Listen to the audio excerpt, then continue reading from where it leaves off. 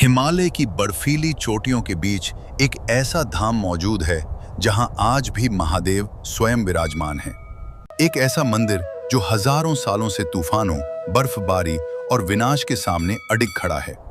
लेकिन सवाल यह है, क्या केदारनाथ सिर्फ एक मंदिर है या फिर महादेव का जीवित चमत्कार? आज हम जानेंगे केदारनाथ का वो रहस्य जिसे विज्ञान भी पूरी तरह समझ नहीं पाया।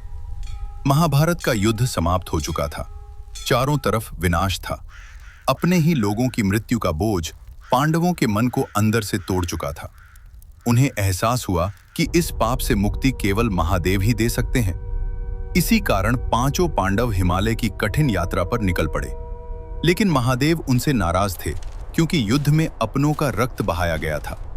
महादेव नहीं चाहते थे कि पांडव उन्हें ढूंढ पाएं, इसलिए उन्होंने बैल यानी नंदी का रूप धारण कर लिया।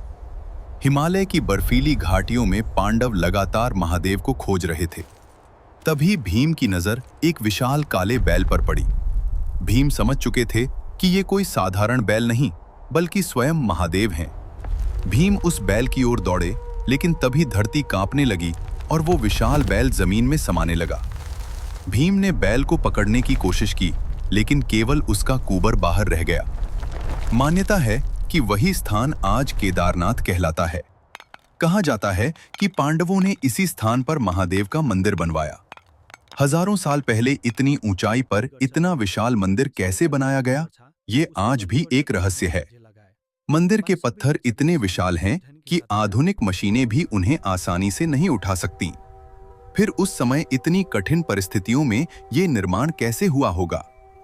केदारनाथ मंदिर समुद्र तल से लगभग 11,000 फीट की ऊंचाई पर स्थित है, जहां साल के कई महीने भारी बर्फबारी होती है।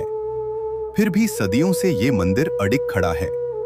वैज्ञानिक भी इस बात से हैरान हैं कि इतनी ठंड, इतनी बारिश और इतने तूफानों के बावजूद ये मंदिर कैसे सुरक्षित है। लेकिन सबसे बड़ा रहस्य सामने आया साल 2013 में। वो साल जिसे शायद कभी भुलाया नहीं जा सकता। केदारनाथ में अचानक बादल फट गया। भयानक बाढ़ ने सब कुछ तबाह करना शुरू कर दिया। लोग चीख रहे थे, भाग रहे थे। चारों तरफ मौत का तांडव था। पूरा केदारनाथ क्षेत्र तबाह हो गया। लेकिन तभी कुछ ऐसा हुआ जिसने पूरी दुनिया को हैरान कर दिया। एक विशाल चट्टान तेज बहते पानी के साथ मंदिर के पीछे आकर रुक गई।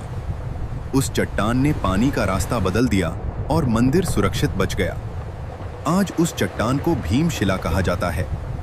भक्त मानते हैं कि उस रात स्वयं महादेव ने अपने धाम की रक्षा की थी।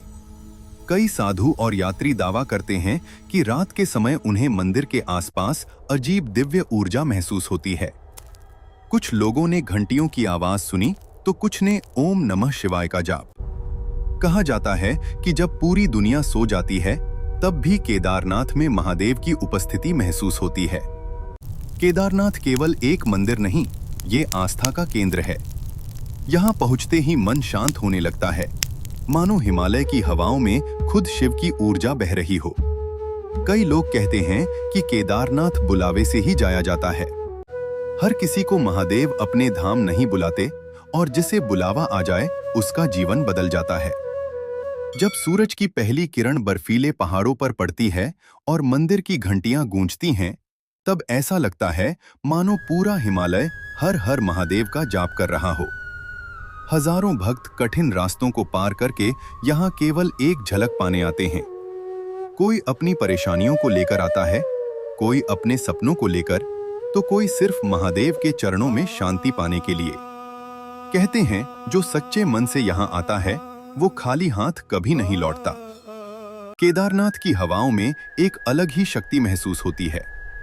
यहाँ आकर ऐसा लगता है जैसे समय रुक गया हो और इंसान खुद को महादेव के और करीब महसूस करने लगता है।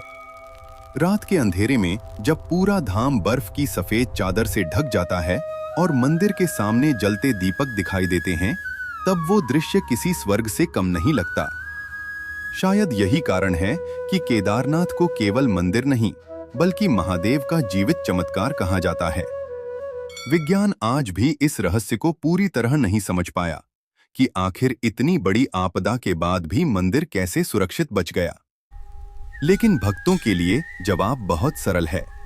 जहां स्वयं महादेव का वास हो, वहां विनाश भी सिर झुका देता है। जब दुनिया बदल जाएगी, सभ्यताएं खत्म हो जाएंगी, तब भी हिमालय खड़ा रहेगा।